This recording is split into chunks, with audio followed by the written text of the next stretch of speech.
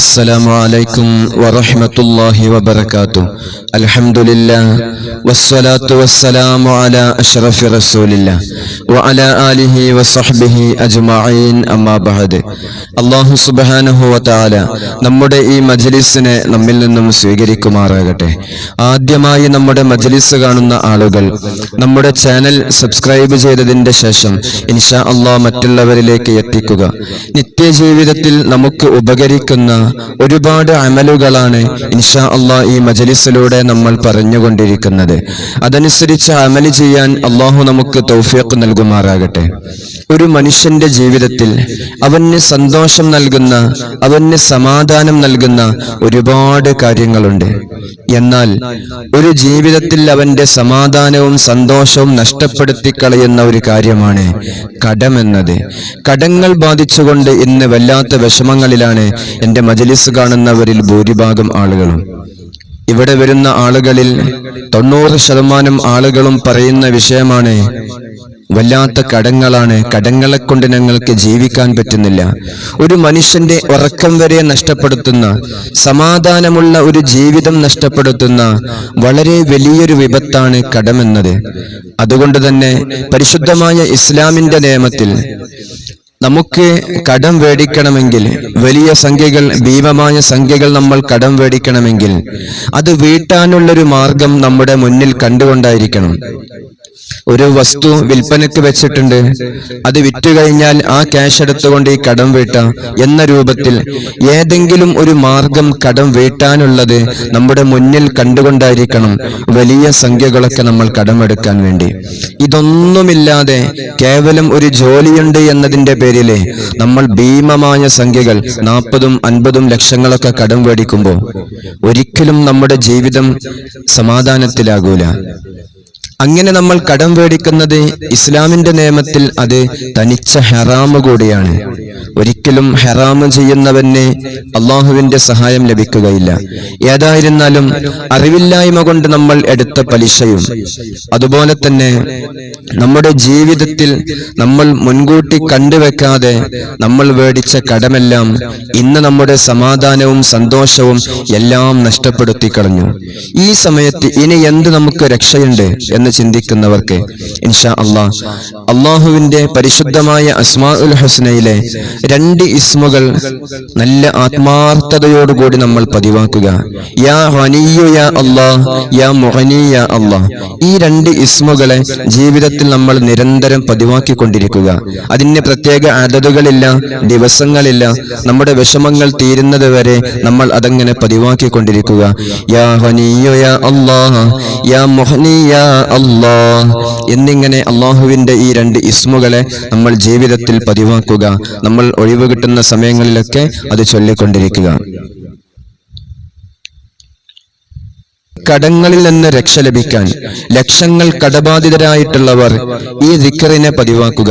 ഒരിക്കൽ നബി സല്ലല്ലാഹു അലൈഹി വസല്ലമ തങ്ങളോട് സ്വഹാബാക്കൾ ചോദിച്ചു, നബിയെ, വല്ലാത്ത പ്രയാസമാണ്, കടങ്ങളെ കൊണ്ട് ഞങ്ങൾ വല്ലാതെ പൊറുതിമുട്ടുന്നു, കടക്കണിയിലായിട്ടാണ് ഞങ്ങൾ ജീവിക്കുന്നത്, ഞങ്ങൾക്കെന്ത് പരിഹാരമുണ്ടെന്ന് ചോദിച്ചപ്പോ ആദരവായ നബിയുന മുഹമ്മദ് സല്ലല്ലാഹു അലൈഹി വസല്ലമ തങ്ങളെ സ്വഹാബാക്കൾക്ക് പറഞ്ഞുകൊടുത്ത ഒരു ദിക്റുണ്ട്, നമ്മുടെ ജീവിതത്തിൽ നമ്മൾ പതിവാക്കേണ്ട ദിക്റ്.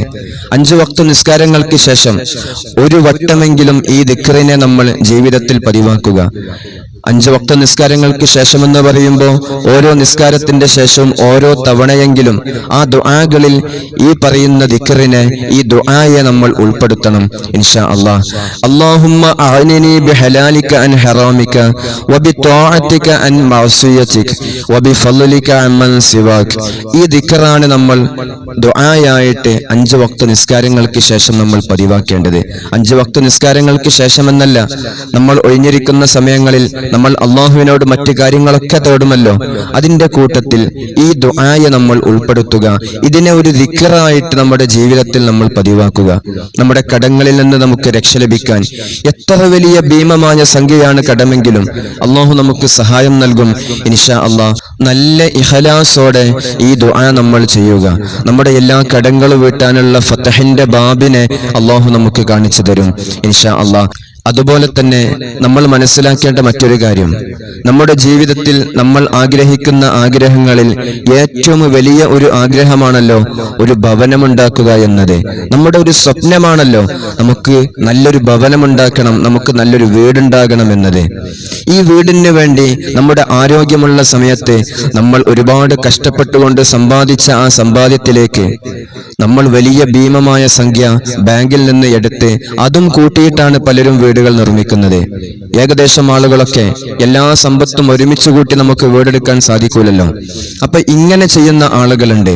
നമ്മൾ വീടുണ്ടാക്കുന്ന ആ സമയത്തും അതിലേക്ക് നമ്മൾ കയറിയിരിക്കുന്ന സമയത്തും അതിന്റെ ആദ്യ സമയങ്ങളിൽ നമുക്ക് വല്ലാത്ത സന്തോഷവും നമ്മുടെ ഈ സ്വപ്നങ്ങൾ നമ്മൾ നേടിയെടുത്തതിന്റെ ആ ഒരു ആഹ്ലാദവും ആനന്ദവും ഒക്കെ ഉണ്ടാകും. അല്പസമയങ്ങൾ നമുക്ക് നല്ല സന്തോഷമുണ്ടാകും. പക്ഷെ കാലങ്ങൾ കഴിഞ്ഞു പോകുമ്പോൾ നമ്മുടെ കടങ്ങൾ നമ്മളിലേക്ക് ഓരോ പ്രയാസങ്ങൾ വരുത്തി വെക്കും. നമ്മുടെ ജോലിയിൽ നിന്ന് ലഭിക്കുന്ന സമ്പാദ്യങ്ങൾ നമുക്ക് തികയാതെ വരും.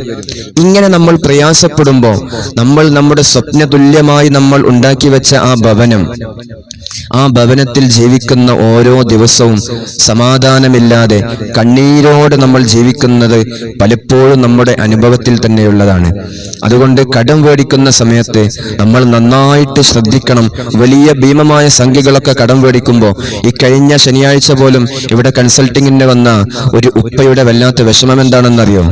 അവർ വലിയ സംഖ്യ കടം മേടിച്ചുകൊണ്ടൊരു ഭവനമുണ്ടാക്കി. പക്ഷെ ഇന്ന് വരെ ആ ഭവനത്തിൽ സമാധാനത്തോടുകൂടി ആ ഉപ്പാക്ക് ഉറങ്ങാൻ കഴിഞ്ഞിട്ടില്ല. അവരിവിടെ വന്നത് എന്റെ വീടിന്റെ വിൽപ്പനയ്ക്ക് വേണ്ടി എന്തെങ്കിലും ആത്മീയമായ പോംവഴിയുണ്ടോ എന്ന് ചോദിച്ചിട്ടാണ്.